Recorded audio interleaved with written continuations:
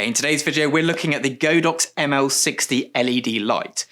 Now, this is part of a new series I'm going to be running where I'm reviewing kit. And the kit I'm reviewing is not going to be someone sends me and I review it. There's going to be at least a month's usage before it gets a review. So it's only going to be kit that I really have a use for that will be reviewed. So I'm not going to be going around getting like different camera brands and stuff like that. I'm also going to work my way through everything in my studio so I can really give that a really detailed review. Some of it I've been using for 10 years, so I know the ins and outs of it meticulously. So today we have this light in question. Now, I actually got sent this for free. And I'm going to be completely honest with you, both about the brand Godox, my opinion of them, and also about the light. Now, let's start with the light. I would not buy this, ever. I would never buy this. And that's kind of more for me because it's actually turned out to be very good. My recent YouTube videos have been lit using this, and I'm sure you've noticed a difference in quality over the last few months, and that's because I've been using this. I'm actually using another one of them right now. It is phenomenal. Now, Godox as a brand, as I'm sure you're all aware, they made Bowen's lights for many years. They make lots of different brands lights. They're kind of a big factory in China, and they sell out white label goods to a certain extent and brand them. Some are better than others. The quality controls vary.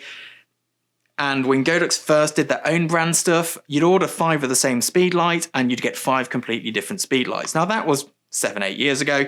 Things have obviously changed because this here is built like a tank. It is full metal construct. The fan, there's actually a menu system in here where you can turn the fan on and off.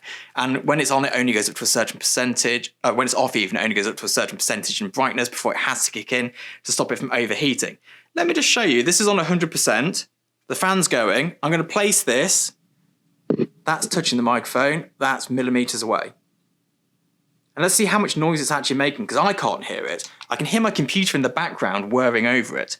And that's with Apple Mac's silent fans. So yeah, I mean, the construct in general is great. It is really well built. It is built as well externally. I can't comment on the electronics inside because I've not opened it up, as the aperture lights. So why wouldn't I buy this? Well, simply because I already own a lot of lights and I don't have a need for a small portable light. However, since being given one, I've gone and bought another because they're actually just great. And they're great because they're dual powered. You can either have them powered by batteries or mains. And that's a real big thing for me because I don't like having different systems, one for battery and one for mains. One of my pet peeves with my studio photography equipment is that it's either going through a 3200 or 6400 watt pack, or it's a separate lighting system with batteries for location work. I'd much rather have a system which works both mains and battery powered, but what I bought into doesn't allow that, so that's where I am. So, video-wise, I obviously do YouTube videos, but I also direct a few videos and I've shot a few videos as well commercially for adverts. And when we're doing those, I've always rented the ARRI lights because they're a known quantity to me. I know what you're getting, you know, the build quality, the robustness, you know that you're going to burn your fingers at the end of the day when you try and dismantle them. And I would never, ever consider taking Godox lights on a commercial job. In the same way that I wouldn't consider taking my Bowen's lights on a commercial job, or any other lights apart from Broncolor. When I'm being paid big money, I turn up with the expensive kit. However, if the client had paid for me to do the shoot and had paid for the expensive kit and we needed a small light and I had this to hand, I would absolutely 100% pull it out. If I was shooting for local ad agencies, for smaller campaigns, for social media, this is the sort of quality of light I would want. It has never let me down. The colour accuracy is brilliant. It doesn't deviate too much when you pull the powers up and down. The colour rendition is really good, and especially for an LED, I was very shocked. It's a great bit of kit. Probably not one for the stills photographers to buy, but if you do both stills and video, at max power, you'll probably get enough light out of this for some decent stills. Now, in terms of the kit, it comes with this little battery pack. Say battery pack. It's a battery holder. So you pop your 2 batteries in here, you clamp this to your light stand, or you get a little bit here you can clip it to, and you can run off these Sony batteries. Now, the annoying bit about this is, if one goes flat, you can't take one battery off and change it and keep it running. As soon as you dislodge one battery, the light turns off. It does remember the settings, but that's worth noting if you need to be on location away from mains power for a long time and to shoot something continuous. That's not going to work for you. You're going to have to use the mains power that comes with it. Now, another thing they sent me, and I know that I've been guilty of being really snobby about this, is a softbox. Let's see if we can get this in shot. I'm not on the widest of shots right now. Now, this comes with the brand name of Lauophus, and it's a very small octabox. Comes with a grid, and I'm going to be honest, it's considerably better than I expected. It is nowhere near the build quality of a Profoto, Elinchrom or Broncolor modifier, but for the price and for the quality of light you're putting into it, it's absolutely fine. Now this modifier works with kind of like a speed light adapter. You wedge your light in and it just holds it there perfectly. Very useful. Now the other great thing that you get with this light, or at least what they sent me with it, no, the one I bought came with it as well, is a bag. A dedicated bag to put all of your bits into here. Now, this might seem like a real small thing, but I'm fed up of buying bags for bits of equipment.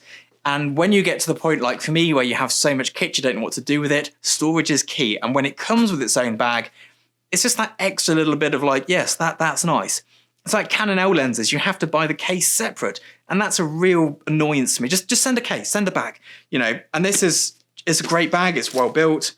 Yeah, it's nothing fancy, but these here, you could stack like 6 of these into a large think tank case for transporting them and then pull them all out. It's very similar to the case that comes with the aperture lights, which I assume is kind of Godox's main rival, although they're offering a more budget-friendly version of this. So who's this light for? Let's start with who it's not for. It's not for stills photographers. It doesn't really offer enough oomph to put it in any big modifiers. And it's not for people who need to film very long duration work off of batteries because you can't swap them out one at a time to keep that power running. And that's a real shame. I think that's the only real letdown for the light. But who it is for, YouTubers like myself who need to have not so many cables on the floor that we're going to trip up and we can record in short bursts and not worry about battery life too much. And also anybody who's doing mixed media. If you're a photographer who also does video, if you're a wedding photographer who also does video, if you're a wedding videographer, these would be great. You can get beautiful light, great color accuracy, and it's portable, lightweight, and affordable. Also very robust. Now, if you're not familiar with these Sony batteries, a word of warning. You're going to want to buy a lot of them because once they go flat, they take the best part of a day to charge. And if we're using a USB charger, probably the full 24 hours. So invest in a lot of these, they're quite expensive. And I have a sort of daisy chain charging system going on a special charging trolley I built, which I'll do a video on at some point, just to sort of keep me in with the batteries. Anyway, this is the first review of this sort. I'm going to pop a link to the item in the description. So if you do want to buy it, head over to that link. If there's things you wish I'd have covered in this review, do let me know. Now, I'm sure you're going, well, can we have some example shots? Well, here is an example shot. I'm sort of in it. I wouldn't use it for my stills work personally, so I have very specific requirements for my stills work.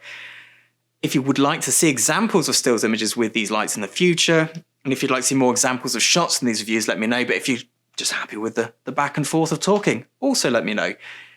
Great to see you all again. I'll see you all soon. Bye-bye.